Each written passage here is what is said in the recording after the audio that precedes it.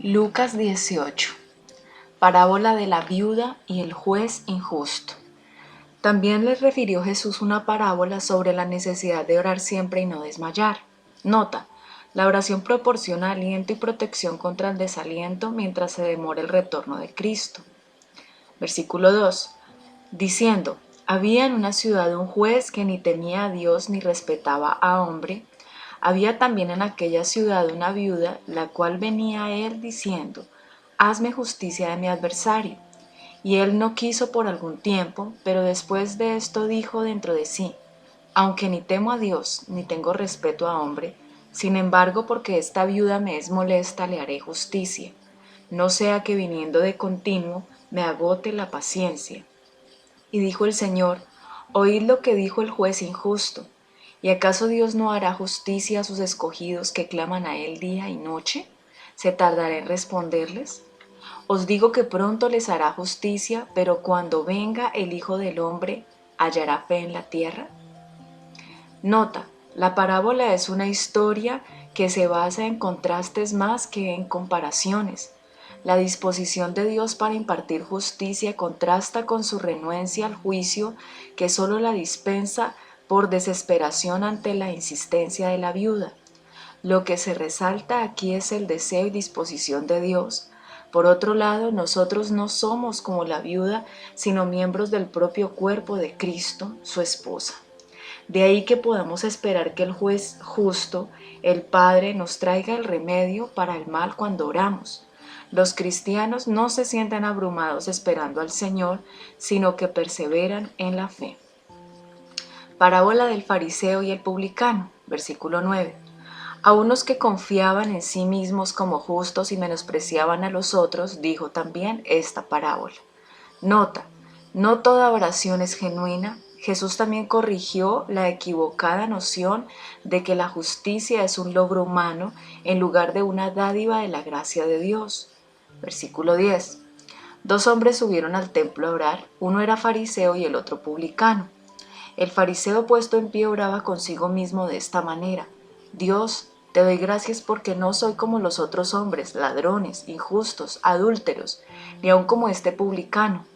Nota: una religión basada en un sistema de méritos conduce al orgullo religioso. Versículo 12. Ayuno 2 veces a la semana, doy diezmos de todo lo que gano. Nota: algunos fariseos sobrepasaban los requerimientos de la ley, diezmando aún sobre aquello que compraban, no fuese a ser que usasen bienes que no hubiesen estado sujetos al diezmo. Versículo 13. Mas el publicano, estando lejos, no quería ni aun alzar los ojos al cielo, sino que se golpeaba el pecho diciendo: Dios, sé propicio a mí, pecador. Nota: a mí, pecador, es una expresión que revela de forma dramática los sentimientos de culpa del publicano. Versículo 14. Os digo que éste descendió a su casa justificado antes que el otro, porque cualquiera que se enaltece será humillado, y el que se humilla será enaltecido. Jesús bendice a los niños. También lo podemos ver en Mateo 19, del 13 al 15, Marcos 10, del 13 al 16. Versículo 15. Traían a él los niños para que los tocase, lo cual viendo los discípulos les reprendieron. Mas Jesús, llamándolos, dijo: dejad a los niños venir a mí y no se lo impidáis, porque de los tales es el reino de Dios. De cierto os digo que el que no recibe el reino de Dios como un niño, no entrará en él. Nota: véase 10, 13 al 16. El joven rico también se puede ver en Mateo 19, 16 al 30 y Marcos 10, del 17 al 31. Versículo 18. Un hombre principal le preguntó diciendo: Maestro bueno, ¿qué haré para heredar la vida eterna? Jesús le dijo: ¿por qué me llamas bueno? Ninguno hay bueno sino solo Dios. Los mandamientos sabes: no adulterarás, no matarás, no hurtarás, no dirás falso testimonio, honra a tu padre y a tu madre. Él dijo: todo esto lo he guardado desde mi juventud. Jesús, oyendo esto, le dijo: aún te falta una cosa. Vende todo lo que tienes y dalo a los pobres, y tendrás tesoro en el cielo, y ven, sígueme. Entonces él, oyendo esto, se puso muy triste porque era muy rico. Al ver Jesús que se había entristecido mucho, dijo: cuán difícilmente entrarán en el reino de Dios los que tienen riquezas. Porque es más fácil pasar un camello por el ojo de una aguja que entrar un rico en el reino de Dios. Y los que oyeron esto dijeron, ¿quién pues podrá ser salvo? Él les dijo, lo que es imposible para los hombres es posible para Dios. Entonces Pedro dijo, he aquí nosotros hemos dejado nuestras posesiones y te hemos seguido. Y él les dijo, de cierto os digo, que no hay nadie que haya dejado casa, o padres, o hermanos, o mujer, o hijos por el reino de Dios, que no haya de recibir mucho más en este tiempo y en el siglo venidero la vida eterna. Nota, véase Mateo 19, del 16 al 29, Marcos 10, del 17 al 30. Nuevamente Jesús anuncia su muerte. También lo podemos ver en Mateo 20, del 17 al 19 y Marcos 10, del 32 al 34. Versículo 31. Tomando Jesús a los 12 les dijo, he aquí subimos a Jerusalén y se cumplirán todas las cosas escritas por los profetas acerca del Hijo del Hombre. Pues será entregado a los gentiles y será escarnecido y afrentado y escupido. Nota, riqueza literaria, afrentado. Compare altanero e híbrido.